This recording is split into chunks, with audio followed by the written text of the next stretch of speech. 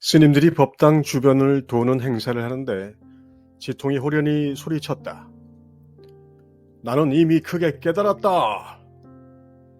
스님들이 모두 놀랐는데 그 다음날 큰 스님 귀종 대사가 스님들을 모은 후 자리에 올라 말하길, 지난밤에 크게 깨달았던 놈은 나오거라. 지통이 나오면서 지통입니다 라고 했다.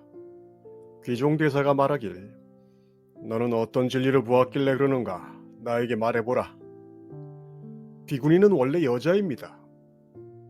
귀종대사가 잠자코 인가하였다.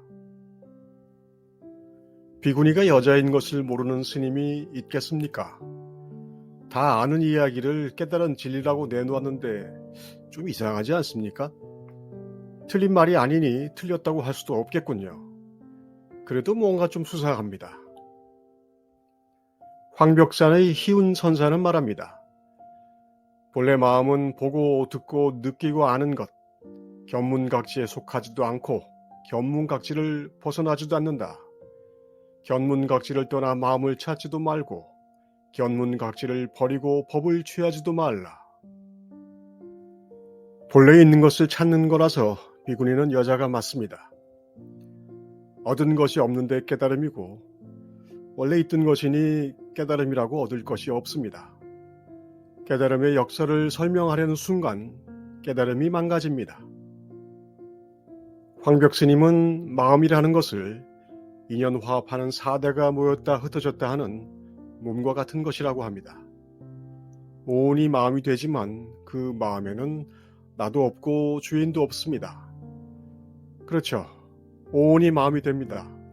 그걸 모르지는 않습니다. 엄양이 조주를 찾아와 말하길, 한 물건도 가지고 오지 않았습니다. 이럴 때는 어떻게 합니까? 모두 놓아버려라. 한 물건도 가지고 오지 않았는데 놓아버릴 것이 어디 있습니까? 그러면 도로 짊어지고 가거라. 가지고 오지도 못하고 내려놓지도 못합니다. 생겨나고 사라지기를 끊이지 않으니 이것을 있다고도 없다고도 못합니다. 당연히 도로 짊어지고 갈 수도 없습니다. 엄양은 근심만 짊어지고 가야 합니다. 황벽스님이 연기법의 18개가 비었다고 하는 이유는 이것입니다.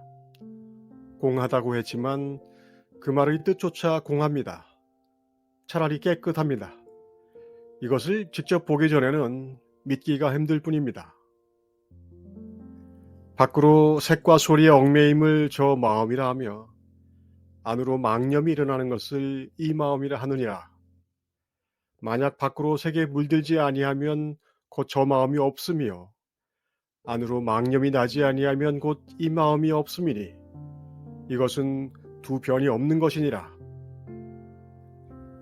자동차, 노트북, 아파트 같은 실체가 있는 물건을 마음이라고 하면 당황할 사람들이 많겠지만 스님들 법문에서는 그것이 그저 한 물건일 뿐이고 한 물건은 밖으로 색에 물든 마음일 뿐입니다. 더군다나 색에 물든 마음에서 일어나는 좋고 싫은 욕탐의 마음은 망념의 수준이니 더 이야기할 것도 없습니다. 최소한 여기까지가 분명하면 한 물건도 가지고 오지 않을 수는 있습니다. 짊어지고 가는 것은 다음 문제입니다. 선사에게 어떤 중이 물었다. 쥐 2마리가 번갈아 등나무를 갉아먹을 때는 어떻게 해야 합니까? 몸 피할 곳을 찾아라. 몸 피할 곳이 어딥니까? 자네가 지금 나를 보고 있지 않은가? 물든 마음의 피난처를 찾습니다.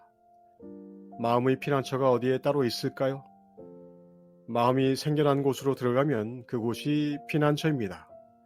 그곳은 마음이 사라지는 곳이기도 합니다.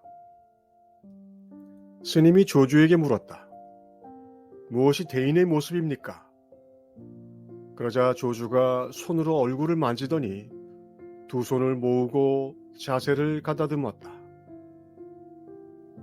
많은 사람들이 그곳에서 나온 견문각지로 근심을 설계하고 기상천외한 고통을 제조합니다. 그리고 습관처럼 만들어 놓은 생각 공장에서는 매일매일 다양한 한 물건들이 생산됩니다. 사람들 사이에 새로 생긴 장치 덕분에 한 물건의 대량 생산도 가능합니다. 이제 우리는 그런 것이 없으면 세상이 사라지는 것으로 믿는 사람들 사이에서 모두 비슷하게 살고 있습니다. 조주 스님처럼 하루 한 번 자세를 가다듬는 일이 어마어마하게 어려운 일이 되었습니다. 아마 이미 까맣게 잊었는지도 모릅니다. 그래서 진리를 찾고 도를 구한다면서도 생각 공장에서 생산한 VR 장치를 온몸의 견문각지 발생 부위에 장착하고 있습니다. VR 장치를 떼내지 못하면서 자세를 가다듬는 환상을 보고 있는지도 모릅니다. 그래서 누군가 비구니는 여자입니다 라고 말하면 그 사람이 쓰고 있는 VR의 버전을 확인해야 합니다. 마음으로 돌아가는 일이 너무나 어려운 일이 되었습니다. 과연 돌아갈 수 있을까요? 어떤 것이 사문이 옳고 바르게 먹을 음식입니까? 먹었는가? 이 음식을 먹으려면 어떤 방편을 써야 합니까? 그대의 입이 막혔다. VR을 겹겹이 차고 있어도 길이 없지는 않습니다. 겹겹이 찬 VR을 보는 자는 같기 때문입니다. 보고 듣고 느끼고 아는 것은 어디를 가지 않습니다. 그래서 방편을 찾기 전에 보는 자를 찾아야 합니다. 임재가 낙보에게 물었다. 한 사람은 몽둥이를 휘두르고 한 사람은 고함을 질렀는데 어느 쪽이 거기에 더 가까운가? 낙보가 말했다. 둘 다 진실하지 못합니다. 임재가 말했다. 그러면 진실한 것은 무엇인가? 낙보가 바로 할! 하고 고함을 질렀다. 그러자 임재가 후려쳤다.